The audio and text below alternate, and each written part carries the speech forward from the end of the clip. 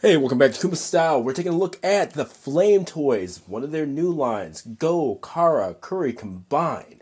They're Dino Megazords from Mighty Morphin Power Rangers. So, this is licensed by Hasbro. You can see that on the packaging as well. Produced by Flame Toys. Really nice. Really refreshing. Sendo Flame Toys. I feel like they're at an all-time high these past couple of years, and this just continues along with it. So, let's look at what you get in the box. You've got Tyrannosaurus, Pterodactyl, Triceratops, Saber-toothed Tiger, as well as the Mastodons. In terms of accessories, the Pterodactyl is pretty much made of accessories. So the sword you could see acts as its tail. The Mastodon, of course, his head becomes the shield for the Megazord. And it comes with 2 additional blasters as well that do not have a spot to store while they're in Dino mode. So what we're going to do is take a look at each of the individual Zords, what they can do. We'll take a look at both its tank and its combined Megazord mode. So I think they're both called Megazord, but there's like I don't know what it's called, like a vehicle Megazord, and then like the whatever. But both of their combined forms, we'll take a look at those as well. And yeah, get you guys out of here as soon as possible. Let me know what you think in the comments. Like, share, subscribe afterwards, and let's get this started. All right, first taking a look at the Mastodon. Pretty simple, straightforward. Now, when you look at the instructions, it talks about articulation and tail. It's not much. It's just up, down, and then this last piece can move to 90 degrees. It's such an awkward angle that I don't really want to press it too far because I don't have anything to really brace. It doesn't really go down the other way, 90 degrees, but you can turn it around if you want to, like that kind of thing. I prefer to keep it like that. All right. Now, the feet, there's ankle rock back and forth on both the fronts and the backs, and that is it. The legs move up, but that's more for transformation than anything else, and yeah. Now, the trunk, multiple points of articulation starting there, 2, 3, 4, 5. So that's pretty cool. Again, very straightforward figure.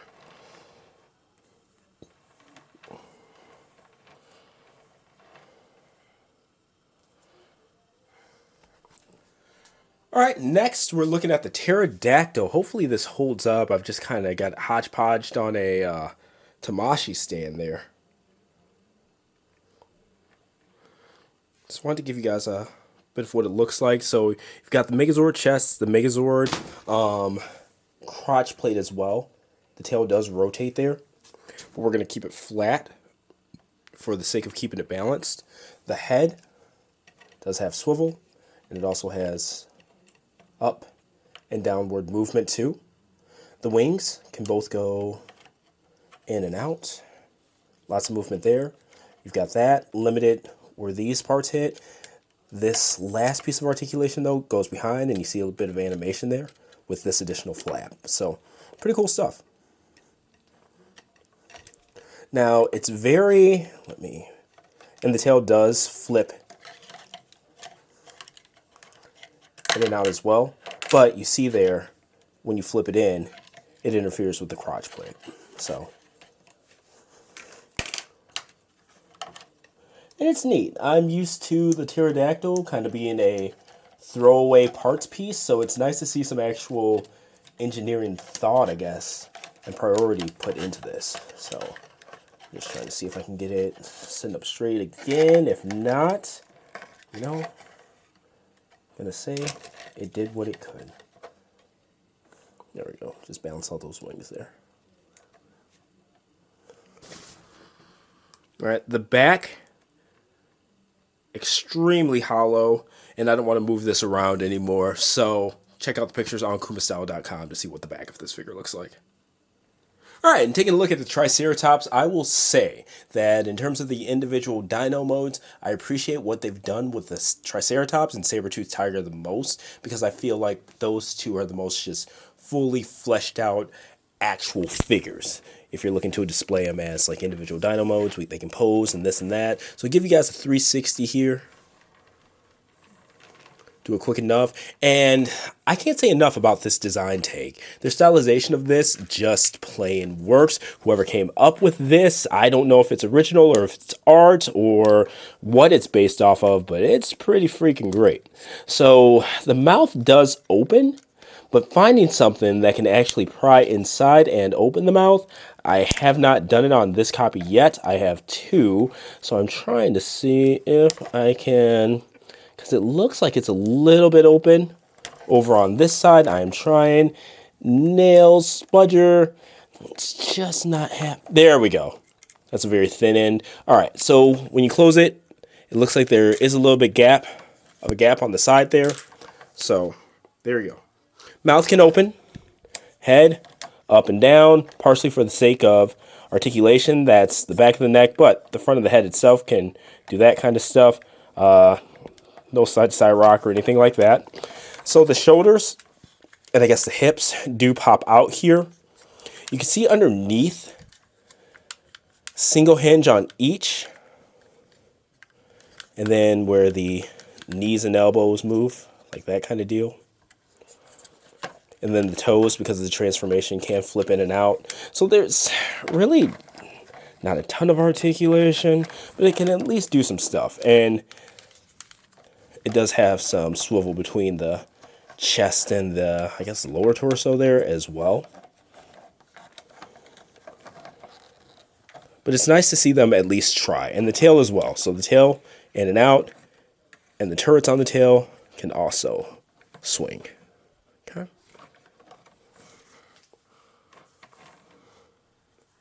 Triceratops. Now taking a look at the saber-toothed tiger.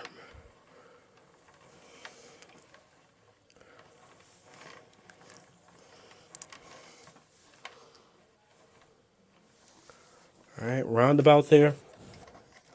And the shoulders, because of the transformation, they can do some upward and downward swing. They do pop out a bit to give you room, but no actual like bicep bend or anything like that. In terms of the joints, you have like the elbows and knees, you have the paws, like that kind of deal. And this one does have some rock as well. All right. Tail moves in and out, transformation. All right. The head, the whole neck moves up and down. The head itself can move up and down as well. And this one actually does have like that side to side kind of rock there. And its mouth also opens. And it opens quite a bit easier than the Triceratops. Let's center that a little bit more. Yeah, that's going to be the saber-toothed tiger. All right, and as we adjust the camera a little bit there, ending this section with the Tyrannosaurus. So, in case it comes off like through my voice or anything like that, this one is my most disappointing of the individual Dino modes. So it does a lot of really cool stuff, but there's one part that just brings the whole darn thing down, and it is beautiful. It's beautiful, it's tall. Let me see if I can't actually get a measurement on this one individually. It is almost 8 inches tall on its own, so pretty cool stuff. Now, articulation. Really good articulation. You see his shoulder swivel, bicep swivel, really great elbow articulation, fingers move, full wrist swivel. All right, and I'll get to the disappointing part here now. The mouth opens, the turrets, let me see if they move up and down a little bit. I'm going to use a spudger for this to not reach in there, potentially break anything. All right, so they can go up a bit, but no neck swivel. Reason being is because traditionally it's just a cover on the regular Megazord head. But I wish there was something, like they did something to, even if it didn't move side to side, at least something where you could bring the head, like it can go down some, but I wish it could go up. Reason being is we're looking at the thighs now. You know, you have that ab crunch from the Megazord mode. And then you have these hip skirt pieces that do have some movement in them. So you got outward swing, you got tons of back and forth swing. And even there, you know, thigh swivel. Again, it's those parts are from the Megazord, so the knees. And then even his ankles have some ankle tilt there. In and out with the feet. Part of that's for the sake of transformation. But really cool stuff. But when you actually get him down here, he can't look up. So you bend him over, he's just plain looking down. And it sinks because, again, you can put his head down some, but there's no upward, no side to side. He's really just super limited in his head, which takes away from his really, really good articulation. So he can 360 at the waist. Or can he? All right, so I'm going to cut that and say, no, he cannot 360 because the tail and the back skirts block that. All right, but same as the Megazord. And then the tail, you can have everything pushed in, very clean, or you could bring it out and then take these pieces out. All right, see how they extend. And then you have articulation up, down on each individual joint. So really cool stuff. Now there is a peg here, and I have yet to see any use for it in any mode. I'm guessing that's somehow gonna end up combining in its Dragonzord mode. Or is that a lock? Let's see. Because it's not going back down now.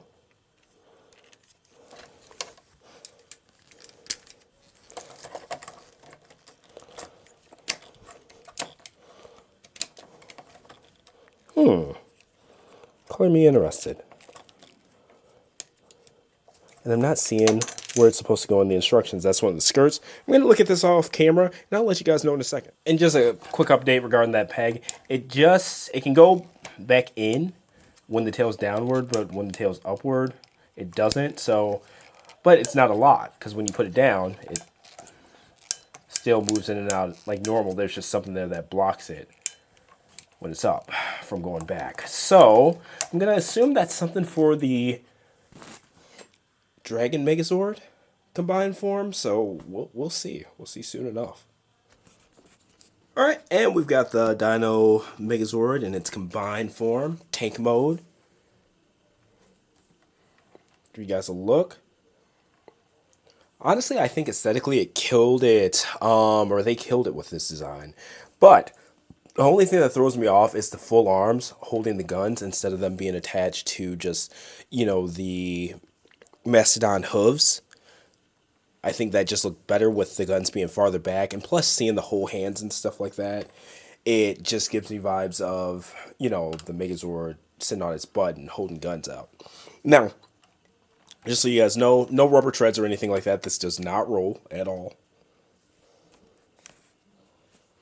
But overall, it's a good job.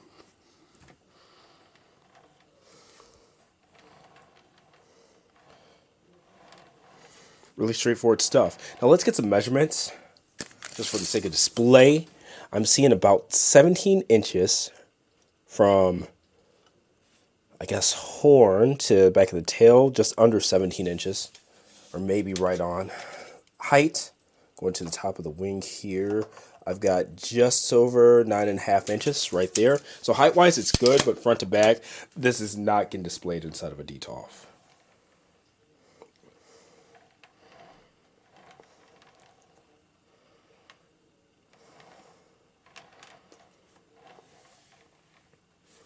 All right, let's take a look at the Dino Megazord, like the full-on robot mode. All right, and this is what we all been waiting for, the full Dino Megazord combined mode. So, height. Can't just go to the head because he does have the wings, but look at both, I guess. To the top of the crust, I've got about 10 inches on the dot. To the tips of the wings, the claws, I've got right around 11.5 inches. So 11.5 inches, we're going to say that's the max height for it. So displayed in a DTOF will be fine. Plenty of space front to back, nothing crazy. In fact, let's go ahead and take a quick measure just because we've got it out. Oh, shoot. Glad the tail was there for that. All right, let's stop the tape measure. From what I'm seeing, about 8 inches. Okay. Since we're there, we'll go ahead and continue with the roundabout. And just a great size. And going over the individual modes, I did forget to go ahead and say that this is a die-cast piece, so die-cast within the frame, mostly within the Tyrannosaurus, because that makes up the main body, you know, the joints and things like that for the combined mode. Really cool, really solid piece. Not super hefty, but not insanely light or anything like that either. It's, honestly, to me, it's perfect. So, there we go. We got the aesthetic. You know a lot about the articulation. All right, now let's go ahead and take a look at the articulation on this piece. The head is on a ball joint, so it does have rock motion all the way around. It gets pretty tight inside of that collar area, so I'm not going to try to make it do a full 360, but if you lean the head up, it does go quite a bit. All right. And again, up, down, side to side. No separate joint where the head or the neck meets the chest area. Okay? Shoulders. Good butterfly movement in and out. Okay? So it does have 360 swivel, but obviously the wings are in the way. I don't know if you can hear that, but soft ratchet, but not like super soft. Kind of spacey, but not bad. The space in between the ratchets is what I'm referring to, okay? Really tight bicep swivel there. You see it wants to bring in the butterfly. Now, when I got mine kind of loose, so I did use some key joint polish inside of there as well. All right? Now, the forearms themselves, right below the biceps, they do turn for the sake of holding the shield. And you can hold the shield with the arms either way, but there happens to be an extra peg piece there that it can clip into if you hold it that way, okay? Now the elbow joint, single elbow joint, but plenty of movement. Actually, is it 2? I'm not sure. It seems like 1 that just goes really far, all right? Now on the wrist, there is some rock there just because of the transformation, but fingers, fully articulated fingers. Let me zoom in on those.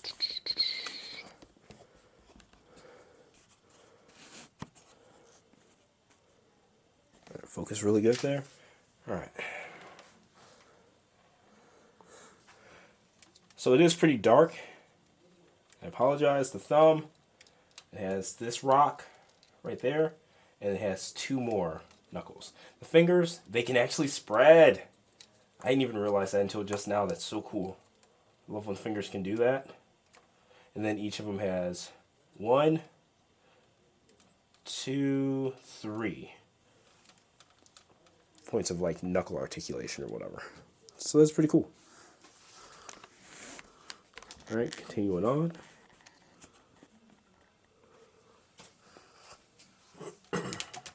Take a look at the waist now.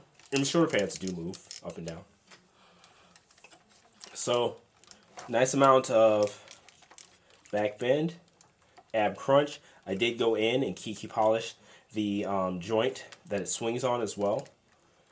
And there is some movement right there. So, in a torso piece, and then the waist itself goes really far in as well, okay?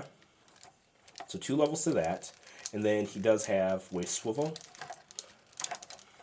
Now, I've noticed with the waist swivel, it tends to seize if you've let it set for a while. I played with this toy quite a bit. I've already done the photo gallery pretty much and stuff like that. So just be wary of that. And yeah, just know that it's going to be kind of tight if you haven't done it in a bit. Okay. I have no idea why it does that. It doesn't seem like a paint thing or anything like that. So, all right, moving on. Hip articulation. And this piece, I wish it clipped, but it does not. It simply pegs on. And unfortunately, when you play, it does tend to come off, at least on my copy. All right, so those go up. These go back a little bit. These go to the side a bit. All right, ratchet joints. No like hinge that lowers the hips or anything like that. So what you got is what you got. And you see right there, back skirt already popped off. All right, but full range without the back skirt there. Front skirt and that piece has started to come up. That skirt piece in general that I just talked about. All right. So 360 thigh swivel. Simple. And I love the edges on this thing, man. They're like perfect in terms of spacing and just like the tightness of them. All right, so that's cool. That knee joint right there. It would have been nice if there was like some animation in there or something like that, like maybe sliding thighs. See that quite a bit nowadays. But heels, both are the same, so I'm just going to use the Triceratops. All right, front and back. And then, you know, the head can move too. And then there is rock inside of there as well. And you can see even right there, that piece just fell off. And I've noticed the saber-tooth tiger does have a little bit more leeway in terms of that ankle. So I say they're exactly the same in terms of articulation points. But saber-tooth tiger has some more movement. That's the articulation. We're just going to take a moment to get him back together. Tail remains the same. And I will say, I give them all the credit in the world for just leaving the tail as it is. It looks awesome, and then you don't have to worry about the waist articulation being hindered because you've got a tail running up his back that has to run straight up the middle. So that's awesome, and kudos to them.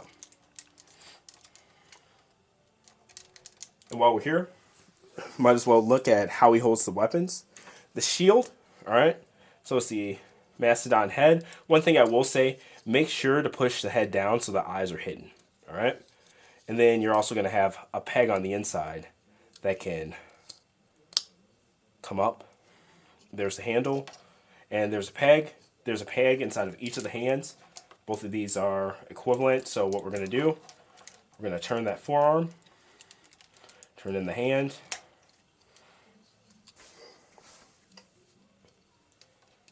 and make sure the fingers are inside first. Got that in there.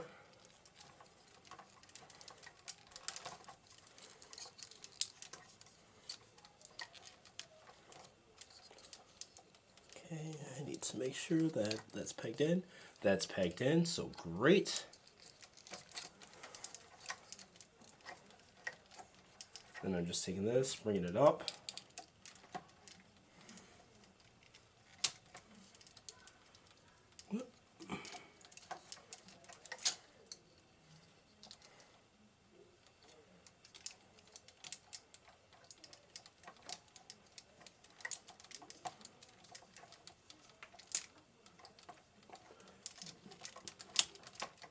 Can be a little bit tricky, that's why I wanted to go ahead and do this for you guys on camera. And bring that up, peg that in.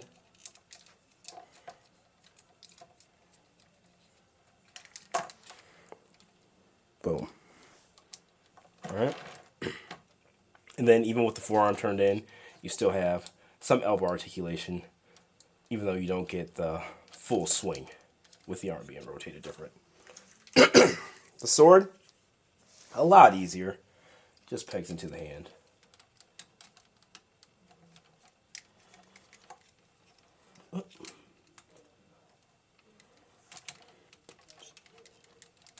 Sorry, it's dark, so it's hard to see the peg. I was going for the wrong thing there. So let's try it. Let's actually try the correct peg. There we go. Alright. Bring the fingers around. Boom, boom. And from there, you can rotate the sword either way.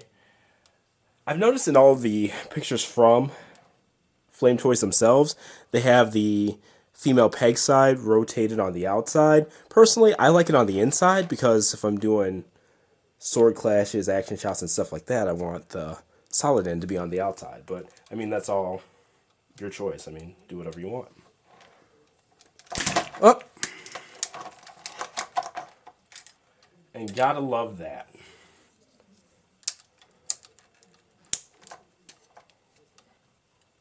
Okay. And make sure to not be like me and plant the feet when you're moving around and posing and stuff like that. It is a solid piece, and I don't want to misrepresent it, but it does need them straight. All right. There's that. Let's go ahead and knock out some poses with it, too. Okay. A little bit of Obari love here.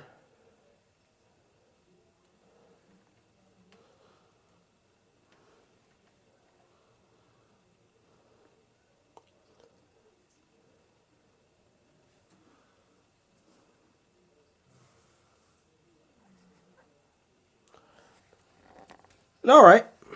Just taking a look at him. Kneeling pose, got one of his blasters out, resting it on his arm. Prone position.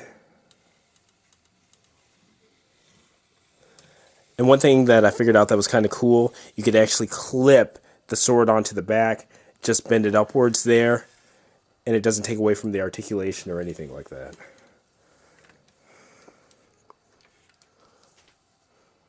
Look at a different angle.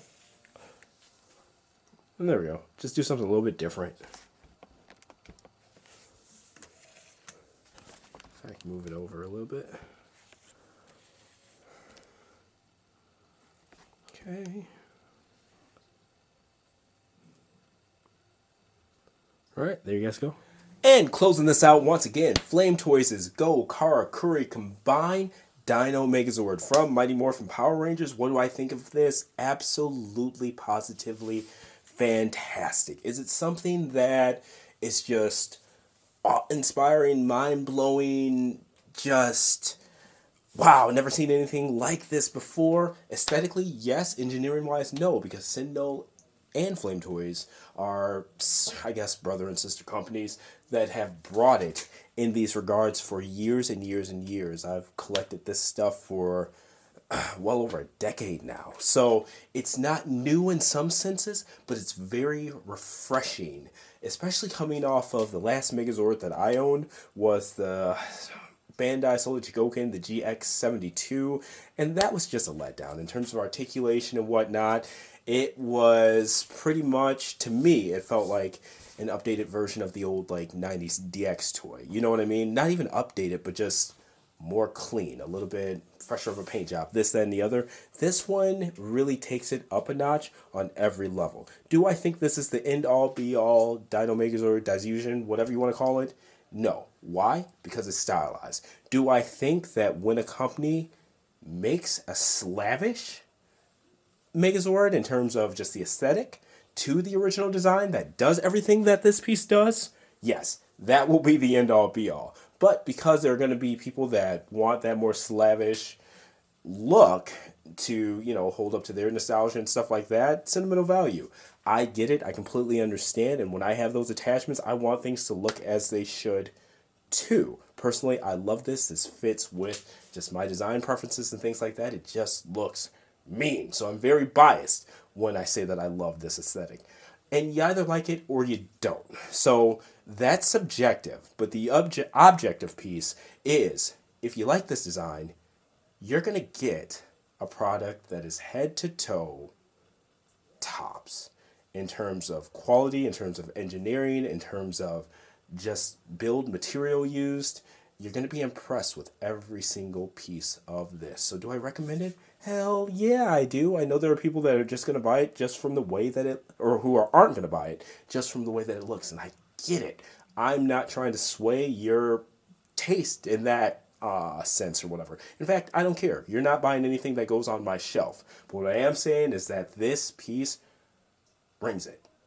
Everything that it does extremely well. But what do you guys think? Because you guys' opinions count too in terms of conversation and stuff like that. Let me know what you think in the comments. Like, share, subscribe, and make sure to check out kumastyle.com for the written article and gallery that'll be coming up within the next day or two. Thank you very much. Stay well, stay safe, and I'll see you next time.